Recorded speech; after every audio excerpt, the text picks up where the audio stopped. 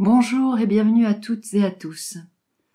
Est-ce le passage de Jupiter en Bélier, l'élan de démarrer des nouvelles idées qui m'ont appelé cette année à changer de format dans mes partages astrologiques et d'inclure avec moi une nouvelle personne pour pouvoir échanger autour de dialogues qui ont lieu déjà depuis presque 1 an et demi.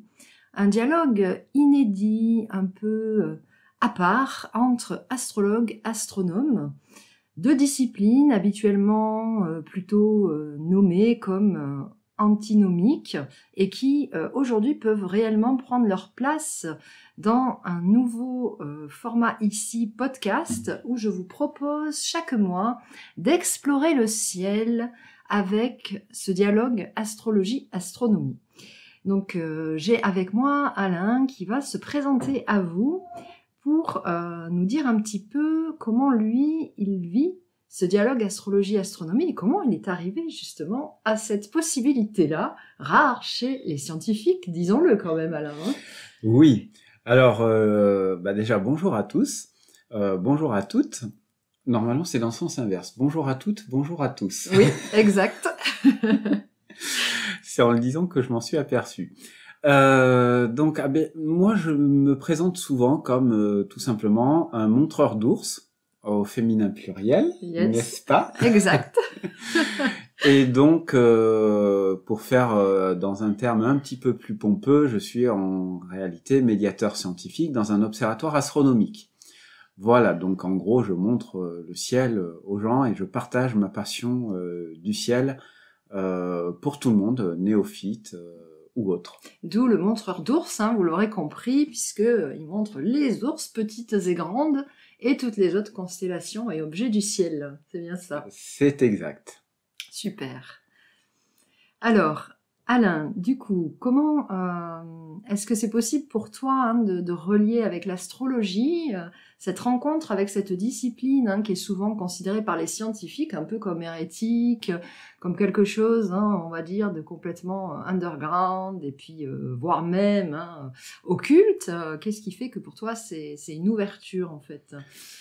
Alors déjà, j'aurais tendance à dire que si aujourd'hui, effectivement, astronomes et astrologues ont tendance à s'opposer, il faut quand même bien savoir que dans la Grèce antique et du temps de Ptolémée et la naissance de l'Almageste, certes l'Almageste est la première encyclopédie astronomique, mais Ptolémée a aussi fait une encyclopédie astrologique qui regroupe les connaissances de l'époque dans les deux disciplines, et on voit qu'elles étaient reliées entre elles.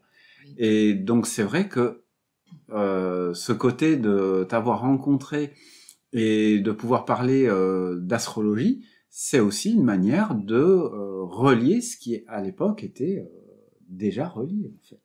Tout à fait, c'est une possibilité d'être dans une unité de ces deux disciplines, effectivement, et qui nous est riche en tout cas dans nos dialogues.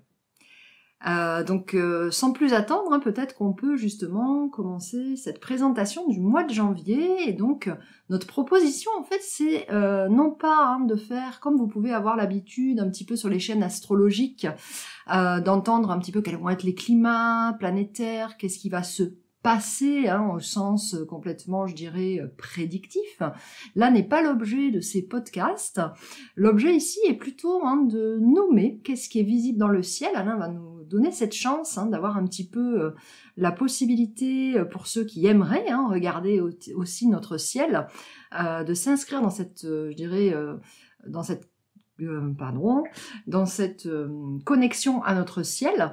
Et pour ma part, je reprendrai un petit peu ces positions planétaires pour pouvoir vous en donner la symbolique, au-delà de l'aspect prédictif, vraiment, afin que vous sentiez que les climats du ciel, c'est aussi quelque chose qui parle de nous, de nos ambiances, de ce que symboliquement on est amené à vivre dans un collectif. Voilà un petit peu mon propos.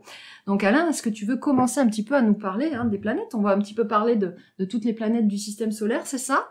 Voilà, alors on va commencer par la première, Mercure, qui est la plus proche du Soleil. Alors elle était à son élongation maximale un petit peu avant le Noël, c'était le 21 décembre. Elle va être en conjonction avec le Soleil le 7 janvier, et donc si elle est en conjonction avec le Soleil, eh bien on ne peut pas l'observer dans le ciel à cette période-là. Alors il y a un moyen de tricher, c'est d'aller sur Internet, vous tapez LASCO C3, c'est un coronographe, une sonde spatiale qui observe le Soleil en permanence, et dans le champ de l'instrument, vous pourrez observer la planète Mercure passer à côté du Soleil. Elle sera visible à l'œil nu qu'à partir de la mi-janvier, alors assez difficilement le 15 janvier, mais plus on va aller vers la fin du mois et plus on va aller vers l'élongation maximale de Mercure, c'est-à-dire que Mercure sera écarté au maximum du Soleil le 30 janvier, ça sera la période idéale pour l'observer, environ 1h30 après le coucher du Soleil. Alors elle est dans tout le mois, hein, pendant tout le mois de janvier, elle est dans la constellation du Sagittaire. Elle a commencé sa rétrogradation le 29 décembre et elle terminera cette rétrogradation le 18 janvier aux alentours des 14 heures. Oui, alors ça, c'est des points très importants hein, pour nous en astrologie. Alors déjà, avant de parler de la constellation sur laquelle on va avoir quand même quelques précisions à donner, juste petite précision pour nous, qui avons moins l'habitude de ce côté scientifique. Cette observation avec, je crois, un instrument, tu as dit, LASCO C3, c'est ça exactement. Ok, ça veut dire qu'en fait, on voit cette petite micro-planète comparée à notre immense Soleil qui passe quelque part devant. C'est ça l'idée de l'image qu'on peut voir? Alors, en fait, l'instrument LASCO C3 est un instrument qu'on appelle un coronographe. Alors, en fait, l'instrument va volontairement masquer le disque du Soleil pour observer la périphérie du Soleil et notamment observer les vents solaires. Et donc, du coup, le Soleil, il est masqué dans l'instrument et la planète Vénus, eh bien, elle va... Mercure, oui, voilà, exactement. Okay. La planète Mercure va en fait apparaître comme un point très brillant dans le champ de l'instrument. Mais on voit aussi les autres étoiles, hein. On voit les étoiles qui sont dans l'arrière-plan du Soleil se déplacer au fil des jours. On voit le Soleil se déplacer sur le fond d'étoiles. Donc voilà, ça va être un point très brillant qui va traverser le champ de l'instrument. Alors ça sera aux alentours du 7 janvier. Alors j'ai pas les dates exactes parce que la NASA, qui pilote la mission avec l'ESA, n'a pas encore publié les jours de passage précis pour 2023. Ok. Donc, mais ça sera aux alentours, quelques jours avant jusqu'à quelques jours après au moins. Ok. Oui, parce que moi ce que j'ai pas encore évoqué, c'est que quand on est astrologue ou qu'on pratique l'astrologie ou qu'on s'intéresse en fait au sens de ce que notre ciel nous raconte, le fait d'observer réellement ce qui se passe là-haut, avec les astres, c'est quand même un plus. Moi, j'ai assisté plusieurs fois à des observations du ciel avec des gens pratiquant l'astrologie qui tous sont unanimes de dire mais tiens, c'est quand même révélateur de ce que nous racontons au niveau du sens que de voir comment ça se passe là-haut. Alors une conjonction Soleil-Mercure, c'est quelque chose, peut-être tu pourras nous en reparler, mais qui est quand même assez régulier, en tout cas pour nous les astrologues, dans le ciel. Je sais pas si c'est le cas en astronomie.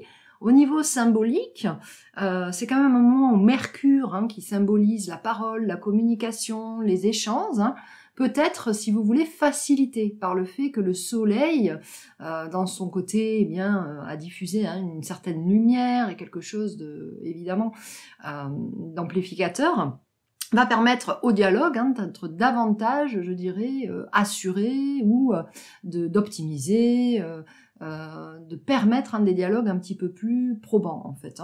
Donc cette conjonction Soleil-Mercure, on la retrouve quand même assez régulièrement dans les thèmes natals des gens quand on pratique l'astrologie, tout simplement parce que, évidemment, Mercure étant la plus proche du Soleil, on l'a souvent pas loin de l'orbe du Soleil, qui en astrologie, le Soleil, pour ceux qui pratiquent, ont des orbes larges, donc cette conjonction n'est pas rare. Est-ce que pour l'astronome, c'est pareil? Est-ce que c'est quelque chose qui est récurrent ou pas tant que ça? Si, exactement de la même manière qu'en astrologie, puisque les positions des planètes, si on prend, on va dire, un terme technique, c'est-à-dire sur la longitude écliptique, c'est-à-dire la position en fait des planètes par rapport au Soleil, par rapport au cercle qu'elles font par rapport au Soleil, eh bien, ce sont les mêmes en astrologie et en astronomie. C'est ça. Hein. Bon, on expliquera peut-être tout à l'heure une petite différence entre les constellations et les signes. J'allais y venir, oui. Mais en soi, effectivement, la conjonction, par exemple, du Soleil avec Mercure, elle se produit au même moment en astronomie et en astrologie. Alors, ça se produit... Bon, l'orbite de Mercure est quand même assez complexe, mais globalement, ça se produit environ une fois par mois. Ok, c'est ça. Hein. Ouais. Donc c'est exactement comme chez nous, si j'ose dire. Et c'est là où c'est amusant, hein, puisque là, on voit bien qu'on a l'impression un petit peu souvent, hein, d'ailleurs, quand on dialogue, de dire ça, chez vous c'est comment, chez nous c'est comme ça. Et en fait, on parle du même ciel, rappelons-le. Hein. Donc il est logique, normal, naturel que les choses soient simultanées, puisqu'on parle exactement de la même chose. Alors justement, la différence qu'on a entre les deux, c'est cette question de constellation ou de signes, hein, qui sont souvent très confondus. On parle des signes du zodiaque en disant je suis de tel ou tel signe. Plus ou moins, tout le monde sait à peu près que quand on dit je suis du signe de tel signe du zodiaque, on parle bien de la position du soleil dans la carte du ciel. Alors effectivement, il faut savoir quand même que c'est un fait réel. Les constellations, donc dans le ciel, les constellations du zodiaque, n'ont à l'heure actuelle pas la même position que nos signes symboliques astrologiques.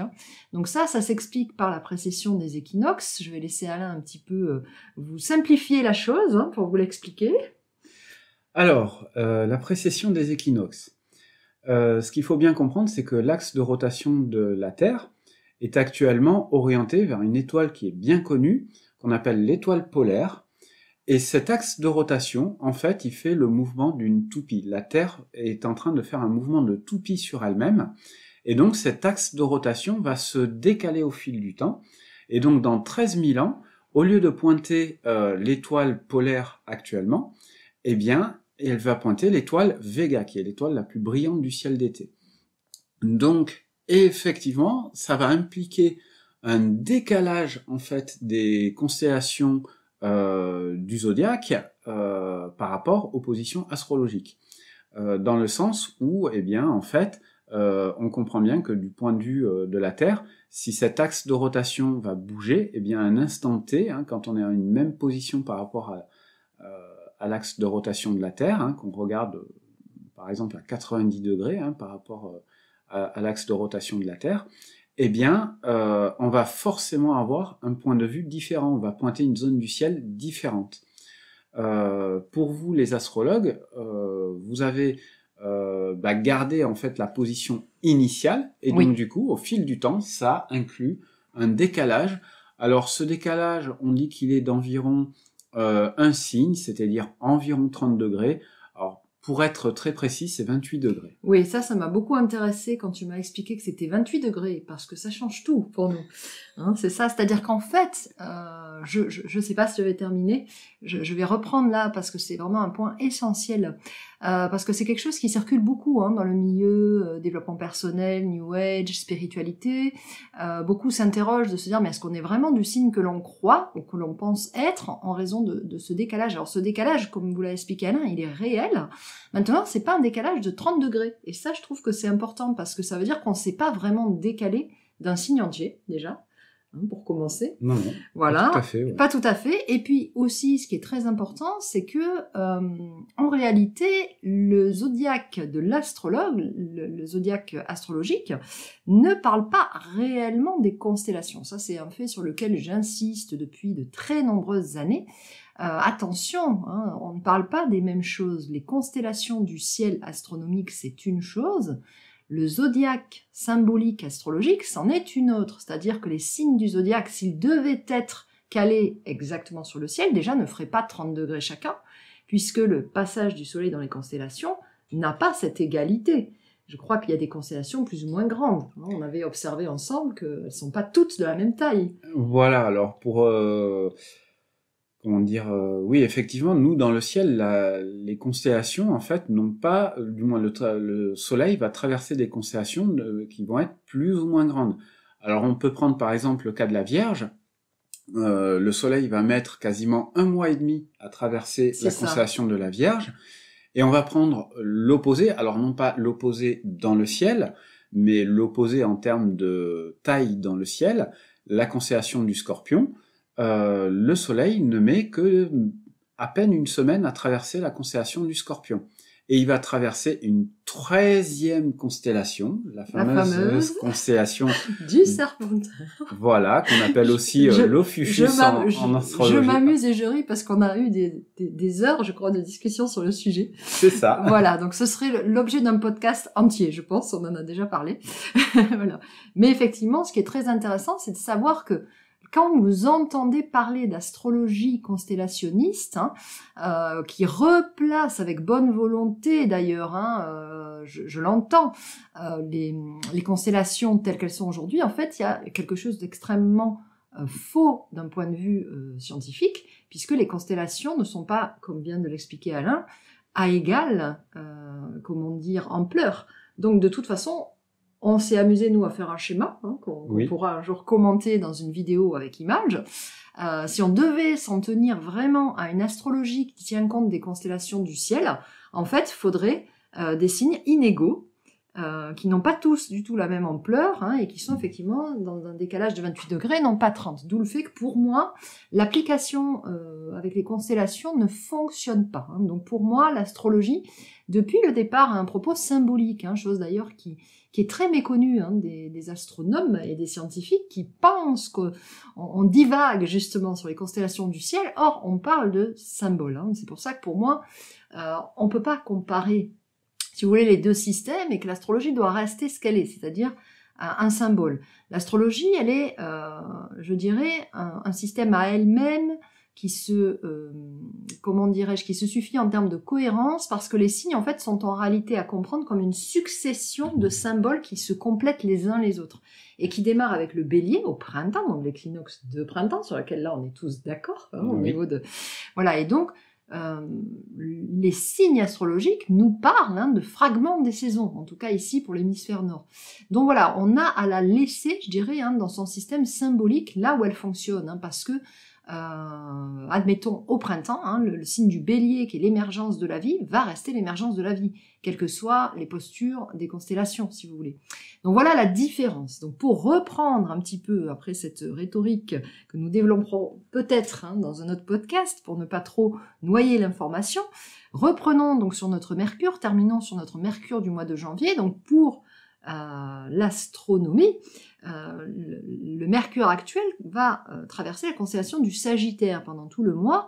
En astrologie, nous avons un Mercure dans le Capricorne, puisqu'il y a ce décalage de quasi 30 degrés. Donc le Mercure symbolique peut côtoyer le Mercure du ciel, nous sommes d'accord. Voilà. Exactement. Puisque nous ne parlons pas exactement du même plan, et donc l'astronomie avec sa constellation du Sagittaire, nous renvoie, nous, dans la symbolique du Capricorne. Et donc, un Mercure Capricorne nous parle de communiquer ce mois-ci dans l'ambiance collective avec sobriété, avec sagesse. Quand Mercure est dans le Capricorne, il va s'agir symboliquement de savoir prendre du recul avant de dialoguer. C'est-à-dire de ne pas foncer tête baissée dans les dialogues, bien que la conjonction avec le Soleil favorise le dialogue, comme on l'a nommé. Il y a quand même dans cette fonction du Capricorne, à savoir, entre guillemets, tenir sa langue dans sa poche à quelques moments donnés, quand on sent que c'est pas le moment. Voilà, donc il y a cet effet-là, et puis il y a, comme tu l'as décrit Alain, le fait que à l'heure où on parle, Mercure est toujours rétrograde. Alors ça, en général, les gens entendent toujours parler de la rétrogradation de Mercure, on sait tous que c'est pas le moment de rentrer dans des grands dialogues, notamment pour des négociations, c'est pas le moment de négocier, que ce soit des contrats ou des sortes, je dirais, de consensus, pour être en cohésion avec d'autres personnes, tant que Mercure est rétrograde. Donc là, il passe donc de nouveau en direct. Est-ce que c'est du coup le 18 ou le 19 qu'il sera de nouveau direct ? Alors, ça sera le 18 janvier, aux alentours des 14 heures. Donc ça, c'est la grande nouvelle quand même de ce mois de janvier, c'est que Mercure va repasser direct. Donc à partir du 18 janvier, vous pourriez sentir qu'il y a des choses qui sont moins bloquées, moins figées, moins problématiques, moins d'incompréhension, plus de fluidité. Donc ça, on est tous d'accord sur cette question de rétrogradation qui se termine. Donc voilà pour Mercure, hein. Je crois qu'on a fait peut-être un petit peu le tour. De mon côté, oui, c'est le cas. Voilà, hein, moi aussi. Donc je vais te laisser peut-être un petit peu parler de Vénus, hein, dont tu avais visiblement envie de parler, puisqu'elle revenait hein, sur ce dialogue tout à l'heure. Oui, oui, effectivement. Alors Vénus, donc Vénus dans le ciel, eh bien, elle se couche de plus en plus tard, donc elle est visible dans le ciel du soir, du côté de l'horizon sud-ouest, hein, donc à peu près vers l'endroit où s'est couché le soleil. Et donc Vénus est observable à l'œil nu dès le coucher du soleil. Alors, je ne sais pas ce qu'il en est en termes d'astrologie, mais pour ce qui est de l'astronomie, eh bien, ça va être une Vénus baladeuse, entre guillemets. Yes. D'ailleurs, elle commence pour nous dans la constellation du Sagittaire, qu'elle va quitter aujourd'hui, le 2 janvier, et elle va ensuite rentrer dans le Capricorne, hein, donc du 2 janvier jusqu'au 24 janvier, et à partir du 24 janvier, elle va rentrer dans la constellation du Verseau, et elle y restera jusqu'à la fin du mois. D'ailleurs, juste avant qu'elle quitte la constellation du Capricorne, eh bien, il y aura une très jolie conjonction à observer dans le ciel. Ce sera le 23 janvier. Il y aura une conjonction Lune-Vénus-Saturne. Ça, c'est plus rare, j'imagine. Oui et non, parce que c'est vrai que la Lune, hein, moi je l'appelle le vaisseau spatial céleste, hein, entre guillemets, parce que ça nous permet, effectivement, elle visite toutes les planètes. Chaque mois, il va y avoir une conjonction avec l'ensemble des planètes. Alors là, il se trouve qu'il y a aussi une conjonction Vénus-Saturne, c'est un petit peu plus rare, mais c'est vrai que ça se produit quand même assez régulièrement. Elle rencontre Vénus aussi très régulièrement, la planète Jupiter. Bon là, ça sera pas le cas en ce moment, mais c'est quand même quelque chose au niveau astronomique qui n'est pas si rare. C'est des choses qu'on peut vivre plusieurs dizaines de fois dans sa vie. Ouais, c'est ça. Effectivement. Alors oui, Vénus, hein, tu disais une Vénus baladeuse. Alors en fait, ce qu'il y a, c'est que ces planètes, Mercure et Vénus, quand elles n'ont pas de rétrogradation, justement là c'est le cas, hein, Vénus n'est pas rétrograde, elle est directe, voilà, ce sont des planètes qui sont relativement rapides, donc il est normal, logique, naturel pour elles d'être dans plusieurs signes dans un même mois, au final. Hein. C'est simplement, justement, quand elles sont rétrogrades, qu'elles n'ont pas cette possibilité d'avancer aussi vite. Hein. Voilà, mais en réalité, pour nous, c'est la même chose, hein, c'est-à-dire que avec notre fameux décalage de la précession des équinoxes, astronomiquement parlant, tu as donné les 3 constellations. Sur les zodiaques symboliques, Vénus commence donc en Capricorne, hein, sur ce tout début de mois. Elle passera donc la majorité du mois ensuite dans le Verseau. Hein. Donc Vénus Verseau, qui est, je dirais pour nous, hein, du coup dans l'ambiance du ciel astrologique, nous parle avec Vénus, qui, je ne l'ai pas précisé, les auditeurs astrologiques le savent, mais on va le repréciser. Vénus symbolise majoritairement tout ce qui est des liens affectifs, liens affectifs au sens large, que ce soit amoureux, que ce soit affection avec l'entourage ou les amitiés. Et puis Vénus représente aussi tout ce qui est de l'inspiration créative et de l'art. Hein. Donc symboliquement, une Vénus Verseau, d'un point de vue, je dirais, affectif, ça peut être une Vénus qui peut avoir envie d'être un petit peu, je dirais, dans une forme d'envie de prendre le large, en tout cas d'avoir plus de liberté, de ne pas être forcément dans une grande fusion. Alors attention, comme je le nomme souvent, l'ambiance collective du ciel n'annule pas vos cartes individuelles. Vous avez tous un thème astrologique de base, avec vos caractéristiques de base. Hein. C'est pas parce que le ciel est dans telle ou telle couleur que votre couleur personnelle est différente. Simplement, ça peut teinter, si vous voulez. Hein. C'est ce que j'appelle des microclimats. Lorsque je fais, moi, des interprétations de guidance astrologique mensuelle, je parle toujours de microclimats aux personnes que j'accompagne. Les microclimats, c'est comme quand dehors, vous avez telle ou telle possibilité d'avoir ou des nuages ou du soleil momentanément. Donc là, il y a une forme de climat Verseau, si vous voulez, sur les sphères affectives qui peuvent, pour certains, donner une ambiance, avoir envie davantage d'une forme de liberté ou de respiration dans la sphère affective. Voilà, ça peut ne pas être générique de tous, mais c'est présent. Donc on peut le ressentir en fonction de sa carte. Ce serait trop long de donner l'influence de chacun des signes symboliques. En tout cas, voilà l'ambiance. Et puis sur la partie, je dirais, créative, ben justement, n'y sommes-nous pas presque déjà nous-mêmes en vous créant ce podcast, hein, parce que une Vénus Verseau appelle à innover dans ses créations.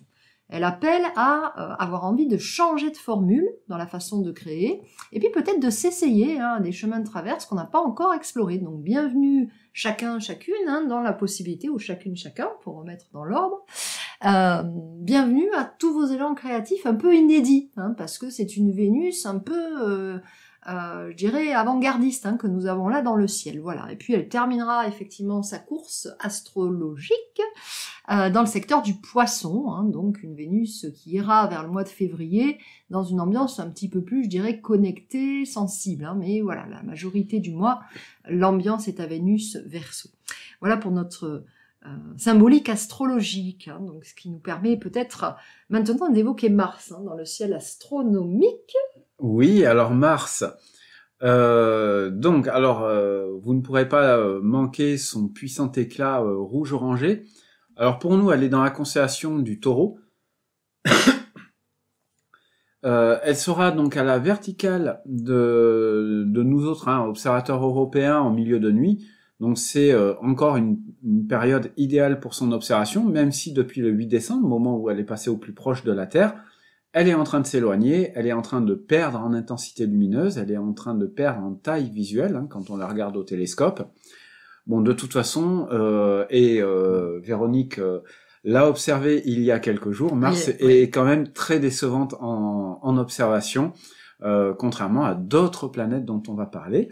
Donc le 3 janvier, ceci dit, il y a quand même un joli spectacle qu'on peut observer en Europe.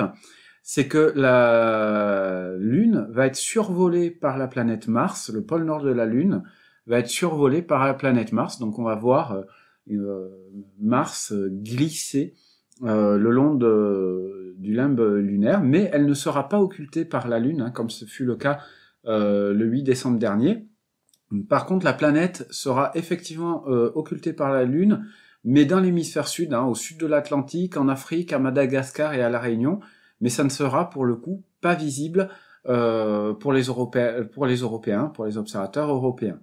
Et enfin, on parlait tout à l'heure des conjonctions de la Lune avec les différentes planètes. Oui. Eh bien, la planète Mars, il y aura une conjonction Lune-Mars le 31 janvier. Oui, donc c'est vraiment sur la fin du mois, là, effectivement. Alors, juste une question sur ces occultations. Quand tu parles d'occultation, est-ce que c'est comme des éclipses, si j'ose dire, ou c'est encore autre chose ? Alors, c'est une manière de parler, en fait, d'une occultation. C'est quand un astre va masquer un autre. C'est ça. Donc là, par exemple, on a, visuellement parlant, la Lune qui va passer devant la planète Mars, et donc Mars va disparaître dans le ciel, elle sera visuellement, depuis notre perspective à nous, depuis la Terre, derrière la Lune, derrière le limbe lunaire, et elle va réapparaître quelques heures plus tard. D'accord. En général, c'est pour le cas d'une conjonction, d'une occultation avec Mars, c'est environ 1 heure. Mais après, là, ça dépend aussi. Oui, c'est très ponctuel. Oui, ça dépend aussi, savoir si elle fait juste frôler, si elle passe vraiment par le centre, par le diamètre maximal de la Lune. Donc voilà, il y a quand même pas mal de paramètres qui font que ça dure plus ou moins longtemps.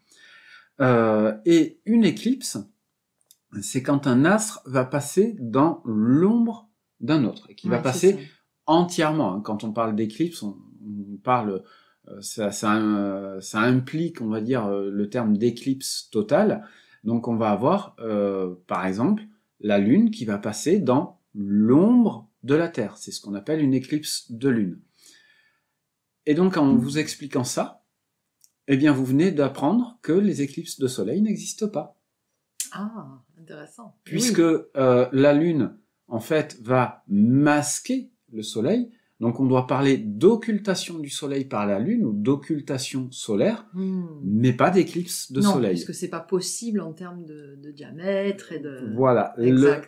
Quand l'éclipse de Soleil, le Soleil ne passe dans l'ombre de personne. C'est vrai. Voilà. Ce qui symboliquement, vous avouerez, est quand même significatif. Hein, le soleil roi. Alors pour terminer sur ces occultations éclipses, Ouais. dans le cadre par exemple de Jupiter, les éphémérides astronomiques font très bien la distinction entre les occultations et les éclipses, par exemple des satellites galiléens dans le cadre de Jupiter. Je ne sais pas pourquoi on ne fait pas la distinction pour la Terre. Ouais, On parle de l'abus de langage d'éclipse de soleil, même si ce n'est pas le bon mot étymologiquement parlant. Ouais, ok, c'est très intéressant en tout cas sur le plan symbolique. Là aussi, ça peut donner des idées de podcasts autres, puisqu'on pourrait en parler longtemps. Hein. Ce que j'en retiens, c'est que le soleil, finalement, là aussi, est dans sa pleine puissance.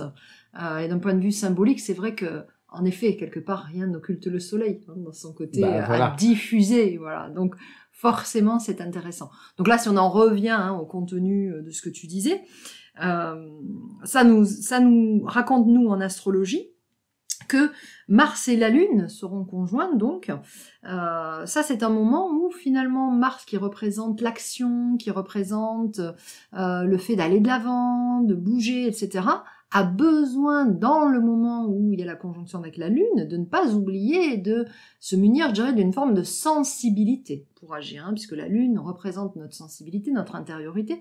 Donc la conjonction Lune-Mars hein, nous raconte hein, que ce jour-là en particulier, il y a besoin, hein, quelque part, de ne pas oublier sa sensibilité dans sa poche quand on va agir. Hein. Ça, c'est la symbolique je dirais majoritaire. Alors, une petite précision quand même, notre Mars, là, il était rétrograde lui aussi, me semble-t-il. Oui. À quel moment passe-t-il direct? Parce que ça va intéresser beaucoup de monde. Moi, j'ai entendu énormément de témoignages sur le mois de décembre de personnes qui étaient dans un ras-le-bol de la rétrogradation de Mars, hein, avec des tas de ralentissements, des actions qui ne venaient pas. Le fait d'être ralenti, même je dirais physiquement, hein, on est nombreux, je m'inclus dedans, à avoir eu d'ailleurs ou des accidents, des glissements, des chutes sous Mars rétrograde, hein, où notre mobilité est ralentie, réduite, etc. Donc quand Mars revient-il direct? Alors ce sera le 12 janvier, et alors je te rassure, elle restera directe pendant quasiment 700 jours, 694 pour être précis. Merci bien. Ça, c'est une bonne nouvelle pour tous ceux qui seront ralentis. Hein. Je pense qu'effectivement, on va voir sur la deuxième partie du mois de janvier, entre, je dirais, le sens direct de Mars et de Mercure, quelque chose peut-être de plus fluide pour les uns et les autres. Hein. On le souhaite, en tout cas, d'un point de vue symbolique. Hein. Mars qui est dans le secteur astrologique Gémeaux, hein, d'ailleurs, qui est un Mars, quand il y a le Gémeaux, hein, qui est plutôt, je dirais, polyvalent, qui est plutôt quand même en adaptation.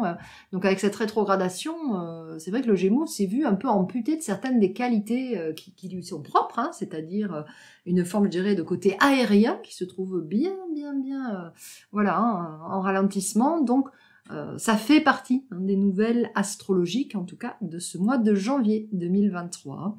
Bon, ce qui nous amène un petit peu hein, à parler maintenant de Jupiter, la belle Jupiter. Enfin, oui. Belle, dans le sens de l'observation astronomique, hein, parce que tu disais tout à l'heure que Mars n'était pas terrible, si j'ose dire, en observation.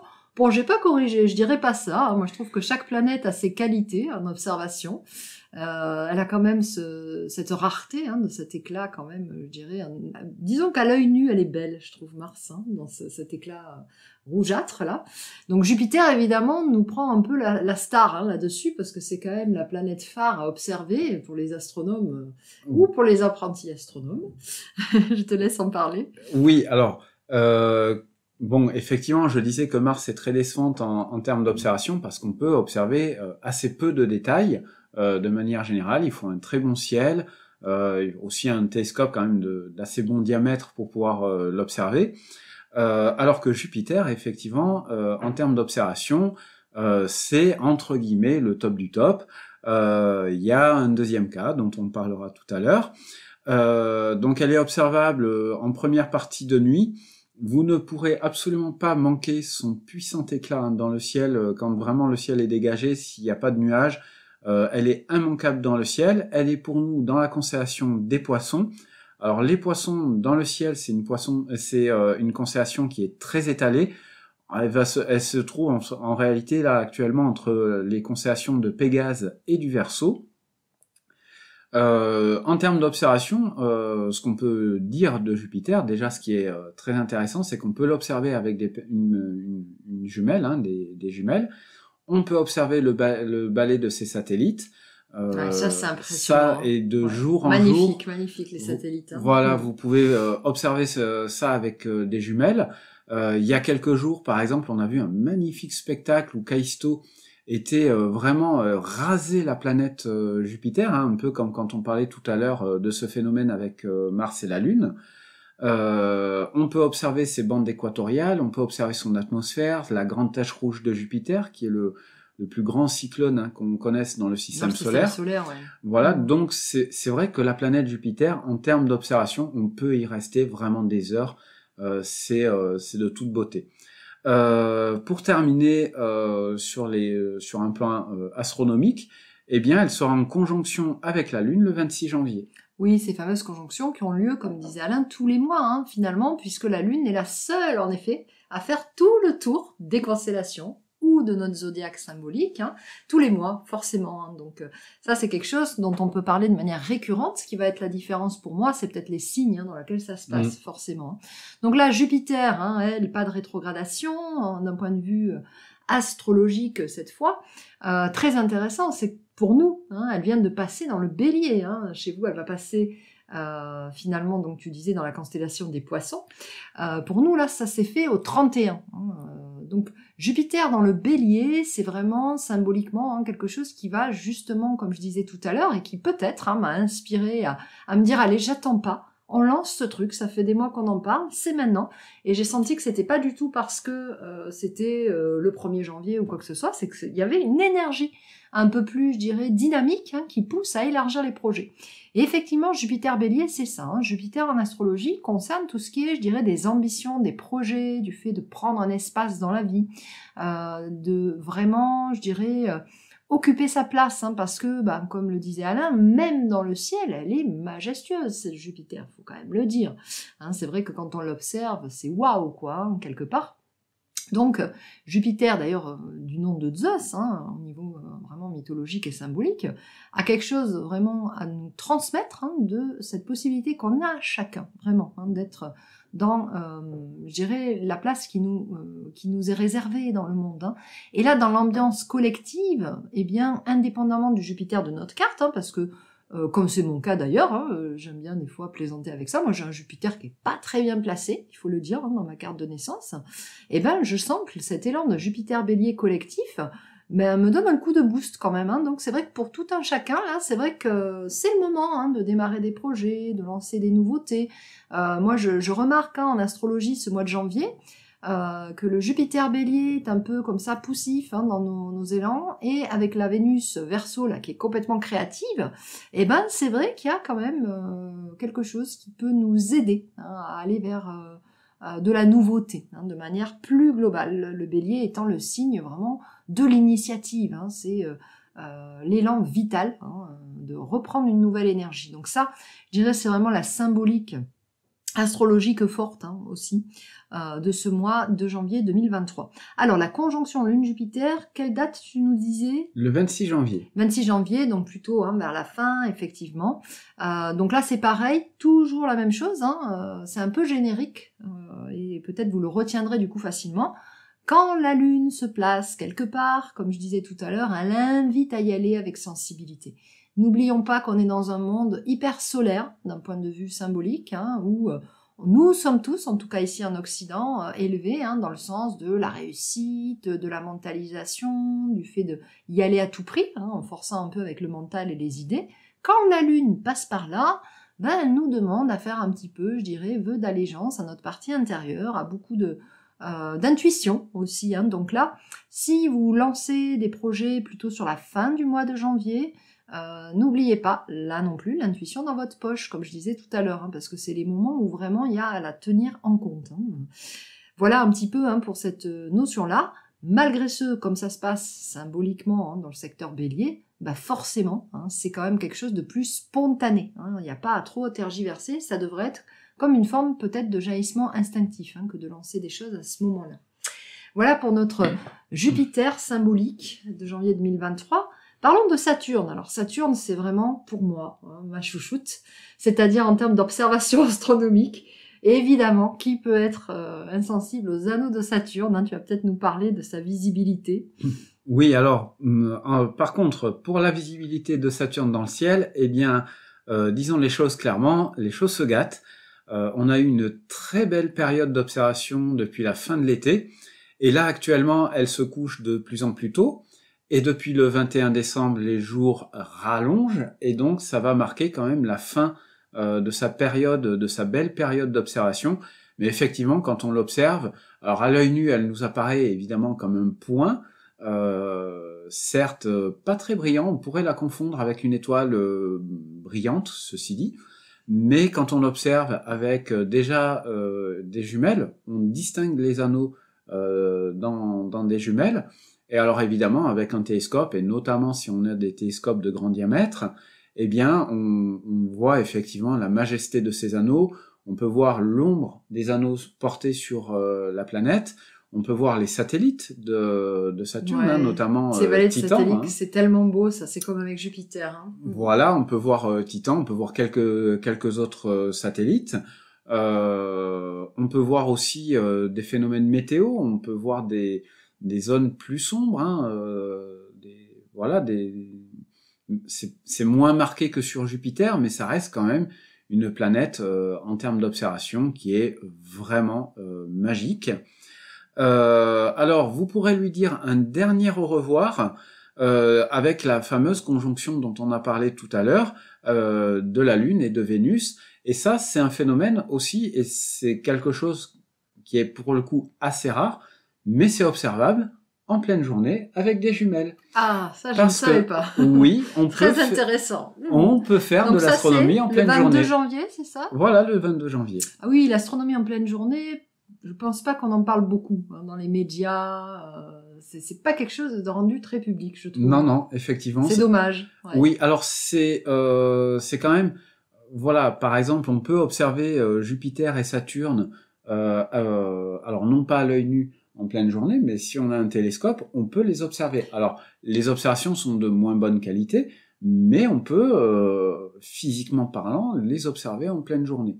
Maintenant, c'est vrai qu'elle reste quand même beaucoup plus intéressante à observer de nuit, hein, et comme l'ensemble du ciel, évidemment. Ouais, bien sûr, bien sûr.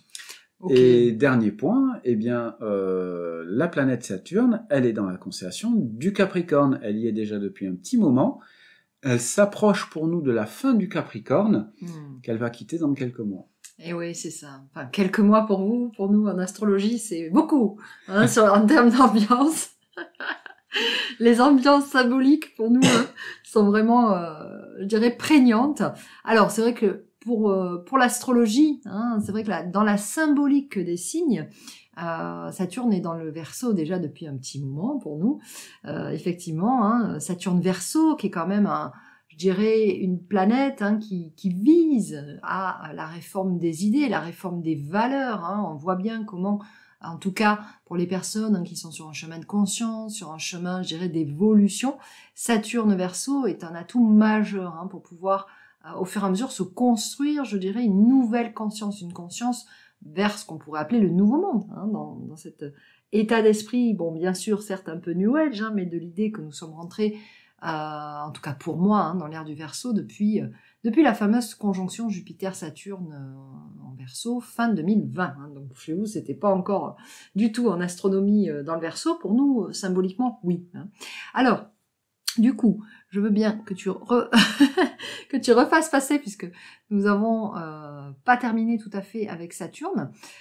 Donc, ce que je peux en dire aussi là, donc la fin de l'observation, c'est vrai, hein, je vous le disais tout à l'heure, que c'est tellement beau à observer le ciel, vous qui pratiquez l'astrologie, sachez que regarder nos belles planètes en observation, ça vous apporte en fait une meilleure compréhension de ce qu'elles veulent dire symboliquement.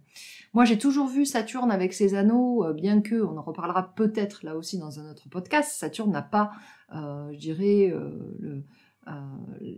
comment dire, la seule, n'est pas la seule, pardon, à avoir des anneaux, hein, ça on en parle peu souvent, par contre c'est elle dont on les voit, je dirais, le mieux.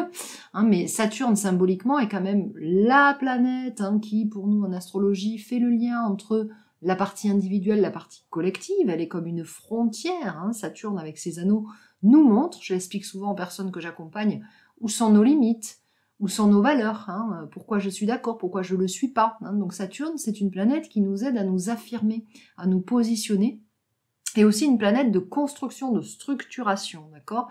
Voilà, donc c'est vrai que cette planète Saturne, c'est intéressant. Allez l'observer avec des jumelles, avec un télescope, parce que voir les anneaux, c'est stupéfiant pour quelqu'un qui fait de l'astrologie.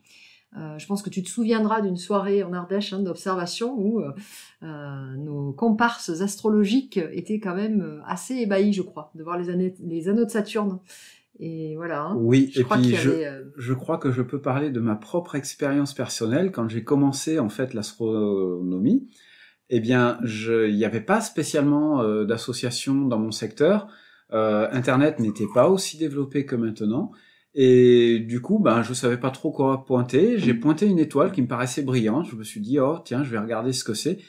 Et j'ai découvert la planète Saturne. J'ai eu l'impression de découvrir la planète Saturne parce que, bah, je savais pas que c'était elle, en fait.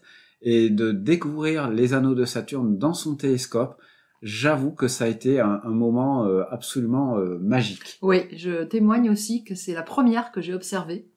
Et waouh, quelle sensation incroyable.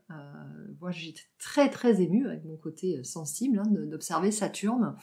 Il y a des années de ça en arrière, et c'est vrai que tout de suite, hein, pour la pratique astrologique, je dirais que l'observation des planètes, c'est quelque chose de très important. Donc je vous disais, hein, les anneaux de Saturne, hein, nos fameuses frontières, limites, cadres, règles. Saturne est symboliquement dans le Verseau. Donc elle a quelque chose toujours hein, de cette recherche collective de trouver, je dirais, des valeurs hein, qui vont amener l'humanité vers, je dirais, vraiment de l'innovation, vers quelque chose de plus alternatif, hein, une conscience alternative du monde, sans parler bien sûr de la conscience écologique hein, qui fait à 100% partie de Saturne Verseau. Donc ça, hein, c'est vrai que c'est pas pour nous astrologues un changement, hein, puisque c'est quelque chose qui était déjà là.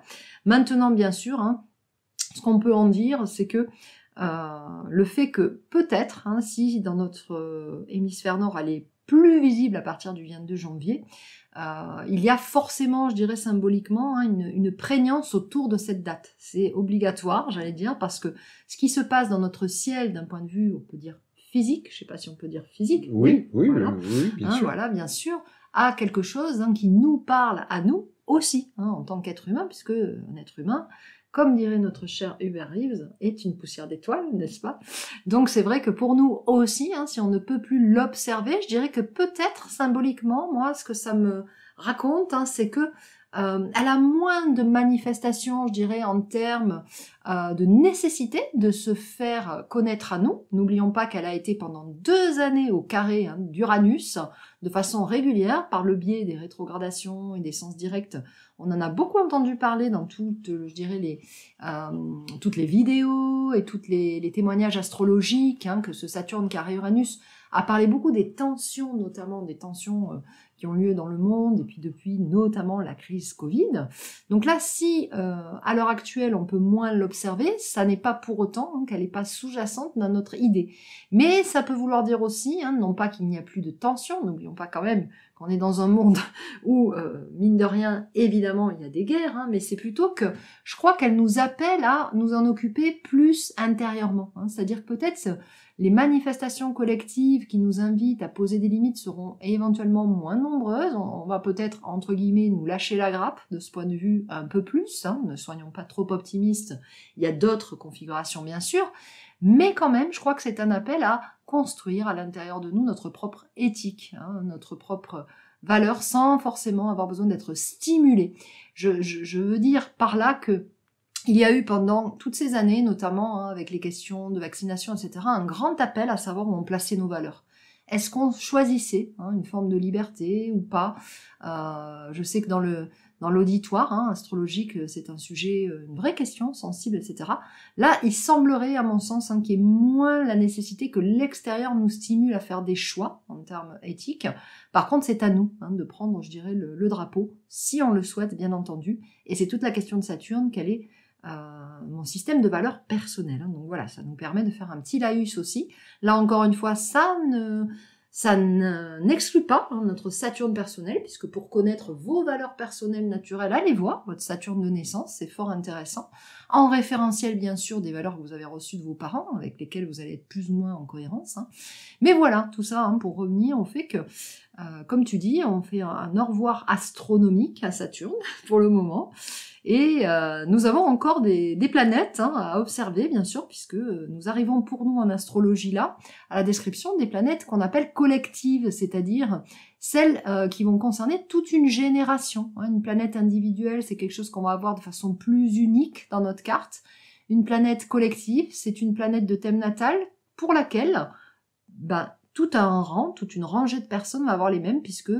Par exemple, Uranus, dont on va parler, s'étend dans le même signe. Donc autant dire qu'elle n'est pas individualisée pour chacun. Donc je te laisse parler d'Uranus du ciel de janvier, en astronomie. Alors, Uranus va être observable pendant une grande partie de la nuit. Mais alors, contrairement à toutes les planètes dont on a parlé maintenant, qu'on peut observer à l'œil nu ou dans des jumelles, eh bien, pour le coup, Uranus, il va vous falloir à minima des jumelles pour l'observer, même si elle est théoriquement visible à l'œil nu. Elle est vraiment à la limite des capacités visuelles de l'œil humain. Donc, eh bien, il vous faudra des jumelles pour l'observer. Alors actuellement, Uranus, elle est rétrograde. Eh oui. Et elle le sera jusqu'au 22 janvier. Aussi. Voilà. Et donc, oui, je disais que donc effectivement, Uranus est invisible à l'œil nu. Elle a cependant été repérée à l'œil nu, notamment pendant l'Antiquité. Elle a été repérée aussi à plusieurs reprises avec des conjonctions avec de plus grosses planètes, comme par exemple Saturne et Jupiter. Mais elle a toujours été cataloguée à l'époque comme étoile, parce que comme l'a dit Véronique, elle reste 7 ans dans une constellation, et il lui faut quand même 84 ans pour faire un tour complet autour du Soleil. Et donc voilà pourquoi à l'époque, comme on l'observait de manière très épisodique, de manière très éphémère, eh bien, elle semblait immobile dans le ciel. Le 29 janvier, elle sera occultée par la Lune, mais là, pour le coup, ce ne sera pas visible en France, ni en Europe. Ça sera dans les régions arctiques, au Japon, en Alaska et dans le nord-est de l'Asie. Donc même phénomène que tout à l'heure, on voit d'ailleurs que ce phénomène d'occultation des planètes par la Lune, certains parlent de phénomènes souvent exceptionnels, etc. Non, c'est tristement banal. Et non, puisque là aussi, c'est en ça où je trouve l'apport astronomique très important pour nos disciplines astrologiques, qui pourraient effectivement être des disciplines qui peuvent tendre à quelque chose, je dirais, de beaucoup plus, on va dire, nébuleux, un peu perché parfois. Il y a des réalités, et donc souvent on me dit « Ah, il y a un phénomène exceptionnel ce mois-ci ». Et des fois, ça m'arrive de dire « Ah bon, c'est quoi ?» Et effectivement, quand on connaît le cycle des planètes, non, il y a des choses qui ne sont pas si exceptionnelles qu'on veut bien vous le laisser croire dans certaines publications. Donc là, effectivement, encore une fois, tout ce qui concerne la Lune, c'est une fois par mois. Donc non, c'est pas si rare, n'est-ce pas? Voilà, alors on peut pas dire que par contre Uranus, du moins que la Lune, va occulter toutes les planètes chaque mois. Non, je parlais des conjonctions. Voilà. Oui. Alors, s'il y a une occultation, il y a je dirais, c'est forcément une conjonction. C'est ça. Voilà. Et donc, et surtout, c'est que les occultations des planètes ne sont pas visibles forcément au même endroit dans le ciel. C'est ça aussi. On l'a pris par exemple avec Mars. Mars, il y a une occultation de Mars ce mois-ci, non visible en France, mais ça a été le cas pour nous les Européens le mois dernier. Donc voilà, en fonction après, c'est vrai que ça va pas forcément être visible par tous les terriens, on va dire. Dernier point sur Uranus, eh bien pour nous, elle est dans la constellation du Bélier et elle est pas près d'en sortir. Et non, puisque pour nous, elle est en Taureau, elle est pas près d'en sortir non plus, forcément. Ok, oui, alors. Intéressant ce que tu disais et qui fait partie d'ailleurs de mes enseignements quand je donne des cours.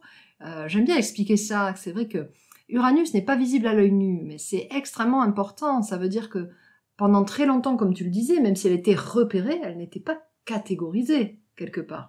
Donc pendant très longtemps, n'oublions pas qu'en astrologie, là, aujourd'hui, vous prenez les logiciels astrologiques, on vous place toutes les planètes, mais Uranus n'a pas fait partie tout de suite du système astrologique. Très longtemps, on n'a fonctionné que jusqu'à Saturne. Et d'ailleurs, les gouvernements des signes astrologiques n'allaient que jusqu'à Saturne. Donc c'est en ça que justement Uranus, Neptune et Pluton, qui est encore un gros sujet astronologique, n'est-ce pas, donc les 3 dernières planètes qu'on utilise dans le système symbolique astrologique ne sont justement pas visibles à l'œil nu, ce qui fait de Saturne d'autant plus la limite entre les deux. Donc Uranus est un système qui nous parle d'autant plus de tout ce qui est du collectif, encore une fois.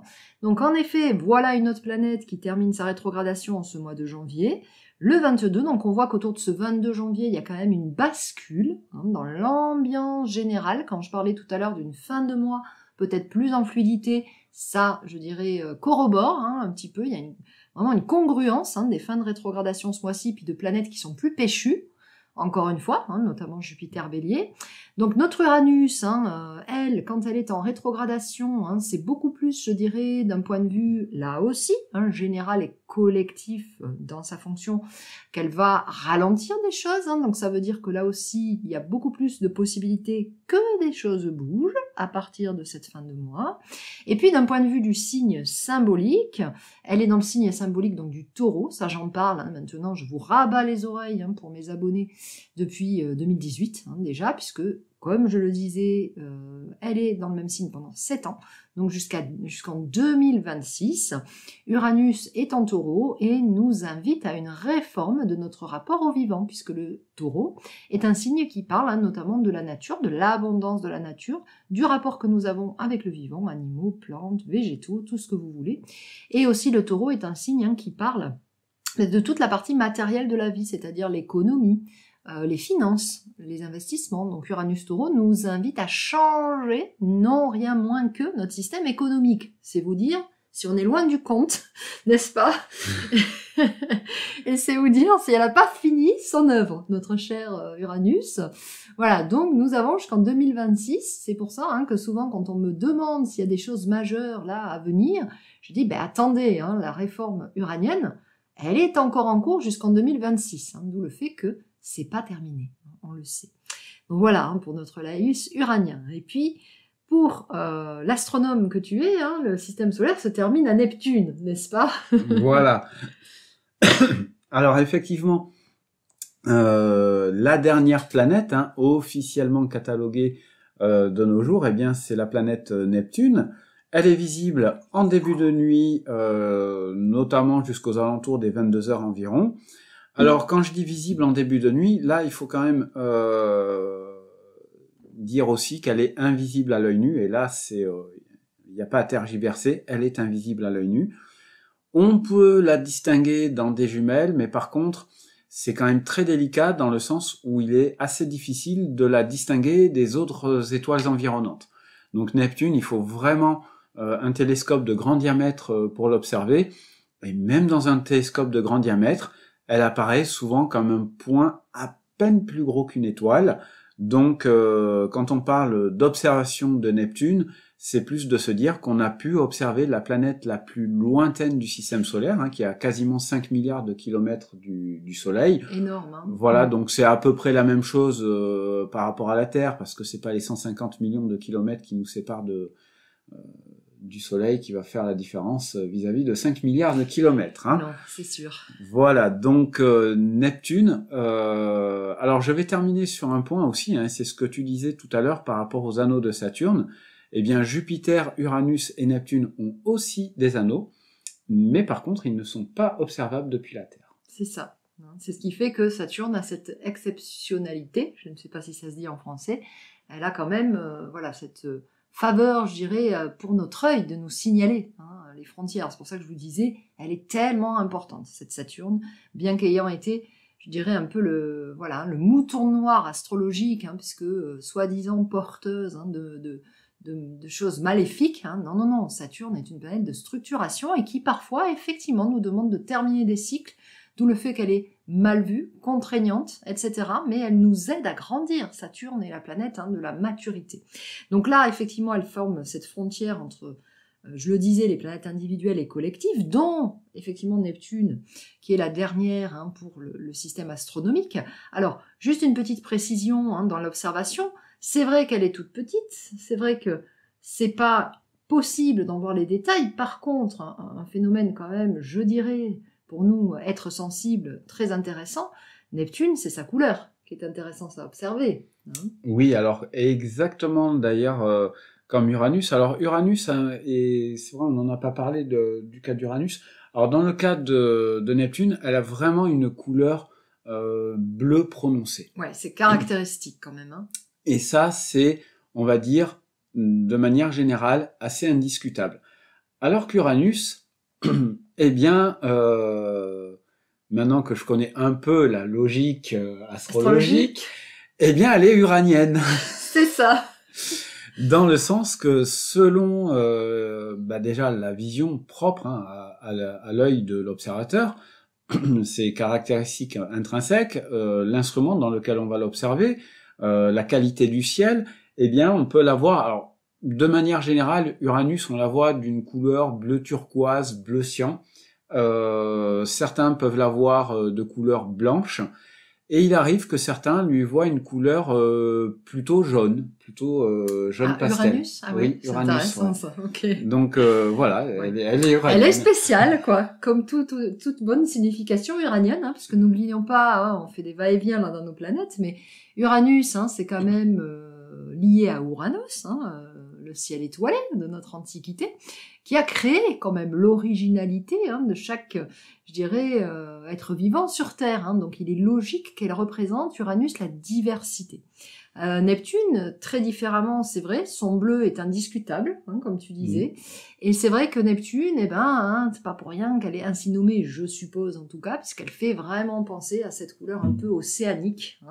Et donc c'est vrai que Neptune représente dans la symbolique, je dirais, la cohésion du groupe, représente le collectif, l'unité, quelque part aussi le spirituel, les religions, la connexion avec quelque chose de plus vaste, puisque Neptune, justement, elle a cette couleur d'infini. Moi, j'aime bien dire, c'est une couleur d'infini pour moi, Neptune, symboliquement. Donc voilà, cette Neptune qui, elle, reste encore plus longtemps qu'Uranus dans un signe. Je n'ai pas fait le calcul d'ailleurs, cher astronome. Je crois que c'est 165 ans le tour, non? Oui, c'est ça, c'est à peu près ça. Donc il faut diviser, il faut faire du calcul mental. C'est un ordre de grandeur. Ouais. Voilà. Mais c'est vrai que Neptune, en ce moment-ci, n'a rien de très spécifique. Elle est positionnée pour nous dans son signe de maîtrise, c'est-à-dire qu'elle est en Poisson, mais ça c'est vrai pour plusieurs années. Donc Neptune Poisson est toujours au rendez-vous, elle n'est pas rétrograde, elle n'a pas de particularité spéciale dans ce mois de janvier, si ce n'est que pour justement les curieux qui voudraient je dirais peut-être se connecter ou se laisser imprégner de sa visibilité, eh bien comme Alain vous le disait, elle est visible et ça c'est chouette de pouvoir en percevoir la couleur. En tout cas pour moi, c'est un peu l'apport encore une fois de l'astronomie à ce moment-là.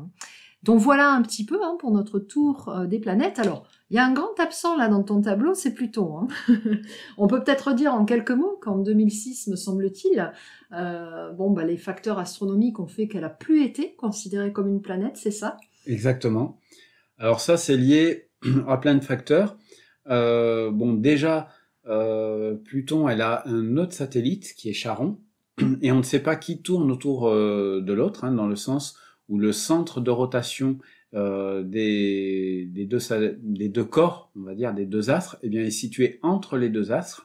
Donc ça, c'est une première anomalie par rapport à toutes les autres planètes. Deuxième anomalie, si toutes ces planètes tournent dans le plan de l'écliptique, le plan dans lequel se forment les éclipses, c'est-à-dire que toutes les planètes sont plus ou moins dans un même plan. Il y a quelques degrés d'écart, mais voilà, de manière globale, elles tournent dans le même plan. Eh bien, Pluton, elle tourne avec un angle qui est de 30 degrés approximativement par rapport à l'écliptique.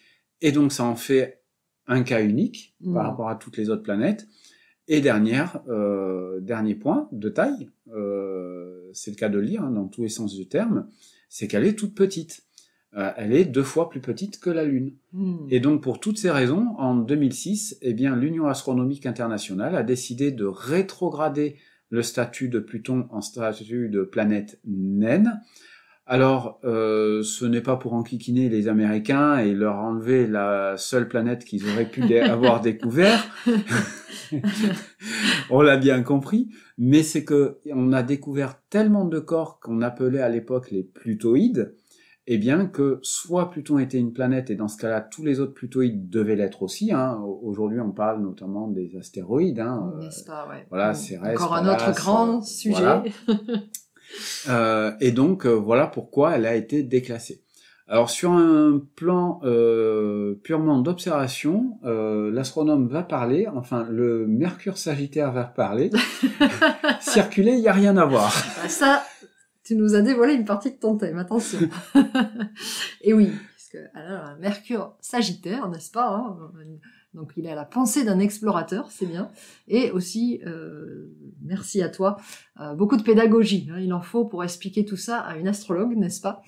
Non, sérieusement, paraît-il, puisque je n'ai pas fait l'expérience, hein, qu'on voit pas grand-chose pour observer Pluton, il faut dire que j'imagine que tu connais le kilométrage hein, depuis notre Terre jusqu'à elle, c'est très voilà, très loin. Alors c'est à peu près la même chose que Neptune, elle a surtout une orbite très elliptique, donc par exemple il peut arriver que Pluton soit plus proche que Neptune. Mais du fait de sa toute petite taille, elle fait 1600 km de diamètre. Ouais, c'est très petit. Hein. Neptune, qu'on a déjà du mal à voir comme un point, elle fait 50 000 km de diamètre. Elle est 50 fois plus grosse. Hein. Bon, c'est un ordre de grandeur, hein.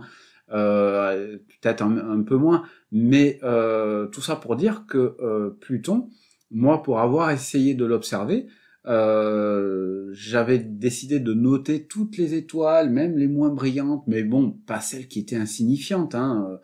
Eh bien, c'était l'une d'entre elles. Donc voilà, c'est vraiment, je dirais, inobservable dans le sens où si on montre Pluton à quelqu'un, on pourra difficilement lui dire c'est tel point dans le télescope. Ouais, c'est passionnant hein, parce que, cher public astrologique, vraiment, c'est vraiment de l'ordre de l'indistinction, hein, c'est-à-dire que Pluton est une tête d'épingle finalement dans notre ciel. C'est ça, hein, qu'on peut distinguer. Et donc, dans la symbolique astrologique, hein, c'est vrai que Pluton, vous le savez, est force vraiment hein, je dirais, de transformation. C'est la planète hein, qu'on va considérer, au contraire, je dirais, comme étant la plus forte, si j'ose dire, en termes de possibilités et de capacité de transformer notre monde, ou de se transformer nous, d'ailleurs. Hein. Donc n'oublions pas que Pluton a été quand même attribué au signe du Scorpion, qui a lui aussi hein, cet attribut, je dirais, de transformateur, hein, dans le signe symbolique en tout cas. Donc Pluton, c'est très intéressant parce que nous continuons de l'utiliser en astrologie, justement parce que moi j'ai trouvé ça très amusant qu'elle soit comme ça déclassée en 2006, parce que quelque part ça lui donne encore plus de force, ça renforce son symbole d'être la planète qui agit en souterrain. On ne la voit pas, elle est imperceptible, c'est une tête d'épingle, et pourtant elle fait une grosse différence, notamment dans le fait que elle nous amène vers peut-être même une autre catégorie de conscience, puisque elle n'est pas toute seule. Hein. Il y a, tu disais... Charon. Alors, il y a Charon, ça aussi c'est un sacré dossier, Charon, parce que on n'en parle jamais en astrologie, jamais, alors qu'elles sont, comme tu disais, indissociables, hein, donc d'où le double fond de Pluton, comme le Scorpion, comme je dis souvent, avec son serpentaire, c'est la même chose. Ça, ce sont des dossiers qu'on aura à explorer ensemble en astrologie. Mais c'est vrai que Pluton, hein, donc, est une planète hein, qui reste symboliquement donc 20 ans dans le même signe. Hein, donc elle est vraiment en astrologie significative de toute une génération, voire voilà, hein, vraiment toute une imprégnation de conscience collective, clanique. Donc Pluton, hein, c'est vraiment quelque chose qui est tellement prégnant dans nos consciences qu'on le repère même plus. Mais bon, avec les changements de conscience, elle est d'autant plus, je dirais, révélatrice. Hein. Donc à l'heure actuelle, au niveau astrologique, Pluton, elle termine son règne dans le Capricorne. Elle est vraiment à la fin du Capricorne. Il faudra attendre le mois de mars pour l'avoir passé en Verseau. Et là, pour moi, ce sera même, hein, je dirais, l'événement majeur de l'année 2023 à mon sens, le fait qu'elle puisse changer de constellation parce que quand même ça fait 20 ans qu'elle était dans le même signe, donc c'est pas pour tout de suite. Il y a presque rien à signaler, je dirais, de ce point de vue au mois de janvier 2023. Donc voilà, je crois qu'on a fait le tour de nos éphémérides astronologiques pour le mois de janvier 2023. Est-ce que tu avais d'autres choses, toi, à donner? Alors on peut quand même si donner quelques points de repère, notamment par rapport au Soleil. Eh oui, exact. On parlait d'observation astronomique. Le Soleil est la seule étoile qu'on peut observer de jour. Ah mais exact. Et celle-là, on peut rarement la manquer. C'est clair. Sauf dans les jours comme aujourd'hui, où c'est très couvert. Donc elle est pour nous, elle entame le mois dans la constellation du Sagittaire, qu'elle va quitter le 20 janvier, et elle va entrer dans le Capricorne. Voilà. Et donc depuis le solstice du 21 décembre, c'est quand même assez peu perceptible pour l'instant, mais les jours vont rallonger. Et pendant ce mois de janvier, les jours vont rallonger de quasiment 1 heure. Et quand même, je vais parler d'un petit point astronomique. Il faut savoir que le 4 janvier, ce sera ce qu'on appelle le périhélie. C'est-à-dire que c'est le point de l'orbite de la Terre qui va être au plus proche du Soleil. On sera donc à ce moment-là, à 16h28 universel, donc 17h28 à Paris, on sera à 147 98 925 km. Oula. Oui, c'est précis. D'ailleurs, les éphémérides précisent même les centimètres. Ah, d'accord. Donc, ce périhélie, donc ce point qui est, on va dire, le plus proche du Soleil, donc quand la Terre est au plus proche du Soleil, selon les années, de nos jours, ça se situe entre le 1er et le 5 janvier. Ok. Voilà. Waouh. Ça laisse, je trouve, complètement, dubitatif, rêveur quant à ces fameuses dimensions qu'on appréhende mal, finalement, de notre échelle humaine, je trouve. Voilà, c'est difficile, en tout cas pour un esprit comme le mien, de s'imaginer ces chiffres. Alors, pour faire un point, c'est vrai que ces chiffres, j'ai envie de dire... C'est étourdissant. Enfin, astronomiques. Voilà, c'est étourdissant. Effectivement. Voilà. Alors, on dit qu'en général, un humain peut arriver à se représenter des distances jusqu'au million de kilomètres. Et encore, ça reste quand même beaucoup. Alors, on parle de ce chiffre du million de kilomètres parce que il y a quand même beaucoup de gens sur Terre et même dans notre propre civilisation française qui ont une voiture. Et c'est globalement la distance qu'on va arriver à parcourir sur toute une vie. D'accord. Voilà, donc c'est pour ça qu'on arrive à se représenter ce chiffre, même si ça reste quand même très abstrait. Par contre, même moi qui ai l'habitude d'observer que ce soit la Lune, les planètes et autres, et qu'on parle de millions de kilomètres, voire de milliards de kilomètres, comme on a pu l'évoquer pour certaines planètes, non, je ne peux pas me représenter ça, et même en tant qu'astronome, je ne peux pas me représenter cette distance. Non, je crois que c'est humainement peut-être plus difficile, c'est clair. Alors tu parlais du fait que en astronomie, le Soleil donc actuel traverse la constellation du Sagittaire. Dans notre zodiaque symbolique, nous sommes dans l'ère du Capricorne actuellement, bien sûr, puisque le Capricorne représente le solstice d'hiver, le moment où la nature est à nu. Si vous regardez les arbres, ça y est, les feuilles sont ou toutes mortes ou toutes par terre. Ça, c'est le propre de l'essentialisme et vraiment de la sobriété du signe du Capricorne, qui, encore une fois, je le répète, est lié donc à la symbolique des saisons, et non pas aux constellations, comme on l'aura compris. Et nous, évidemment, au moment où le Soleil va changer de posture, nous passerons dans le signe symbolique du Verseau. Donc ça veut dire que effectivement, les 2 tiers du mois, on est encore dans cette sobriété du Verseau, puis dans le renouveau du Verseau. Et encore une fois, ça se passe évidemment comme tous les mois, vers la fin du mois. Donc, on distingue bien, pour finir en astrologie, 2 tiers du mois encore pas mal dans des ralentissements, des rétrogradations, et une fin de mois qui va dans quelque chose de plus actif et de plus tourné, je dirais, vers du nouveau, tout simplement. Et puis peut-être que tu avais quelques éphémérides lunaires à nous donner aussi. Voilà, alors effectivement, on peut parler de la Lune. Alors le samedi 7, alors le vendredi 6, hein, si on parle en heure universelle, je le précise, parce que par exemple dans beaucoup de calendriers, on voit que la Lune, hein, la pleine Lune, c'est le vendredi 6, mais c'est le vendredi 6 à 23h universelle, donc 23h08, donc minuit 8, le 7 janvier, pour nous Français. Ce sera la pleine Lune des Loups, dans la constellation des Gémeaux, et ce sera aussi la plus petite pleine Lune de l'année 2023. Ah bon? Eh oui. On parle très souvent, hein, des super méga lunes XXL, Oui, ça, c'est clair. qu'aiment tant les journalistes. Eh bien, moi, je vais parler de la lune Rikiki. Bah ouais, il faut bien. Donc, le dimanche 15 janvier, ce sera le dernier quartier, à 3h10 dans la constellation de la Vierge. Le samedi 21 janvier, ce sera la nouvelle lune, à 21h53 dans la constellation du Capricorne.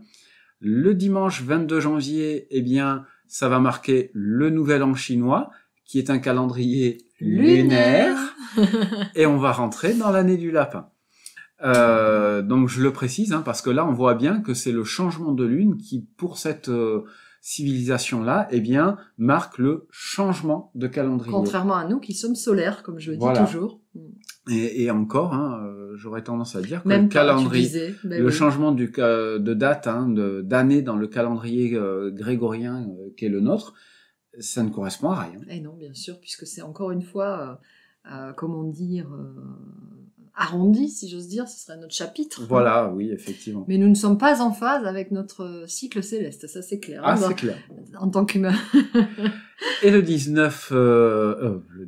dimanche 29, ce sera le premier quartier de l'année, dans la constellation du Bélier. Alors oui, moi je vais reprendre simplement les dates de pleine et nouvelle lune, hein, parce que je ne vais pas traiter, si tu veux, hein, des quartiers. En astrologie, vous entendez très largement traiter, hein, les pleines lunes et les nouvelles lunes. Il faut se rappeler bien sûr, hein, que évidemment quand on a une nouvelle lune ou une pleine lune quelque part, c'est forcément significatif, hein, de l'inversion, hein, avec le signe actuel. Donc par exemple là, étant dans le Capricorne, eh bien forcément la pleine lune en face, elle est dans le Cancer, hein, le signe évidemment complémentaire et opposé. Donc si en astronomie, hein, la pleine lune sera dans les Gémeaux, chez nous elle est en Cancer, hein. Donc les pleines lunes Cancer sont des pleines lunes qui invitent à vraiment s'occuper, je dirais, hein, de être dans une forme de grande douceur envers soi, envers les autres, le signe du Cancer étant très familial, étant un signe, hein, qui vraiment appelle à se tourner, hein, vers les siens, vers ses proches, etc. Et également à se donner beaucoup, je dirais, de temps de repos, de ressources et de rêverie, puisque le signe du Cancer est le signe le plus imaginatif du zodiaque, hein. Donc le week-end du 7-8, hein, c'est une place pour rêver quelque part, hein, à ce niveau-là. Et puis, ben, la nouvelle lune, elle, hein, sera, tu nous as dit, donc quand ? Dans le Capricorne, le 21. Le 21, voilà, hein, je recherchais la date, hein, donc chez nous, dans le Verseau, puisque bien sûr, quand nouvelle lune il y a, j'avais évidemment envie de dire, là pareil, hein, de façon évidente, hein, c'est parce que elle rejoint le soleil, donc elle est dans le même signe solaire, symbolique, hein. Donc une nouvelle lune Verseau, vous l'aurez compris, encore une fois, on a autour de ces dates là du 21-22 qui astrologiquement sont importantes, un nouvel élan à créer, puisque la nouvelle lune Verseau est la lune où on peut poser des intentions vers le renouveau, encore une fois, hein, qui est quand même pas mal présent dans ce ciel de janvier 2023.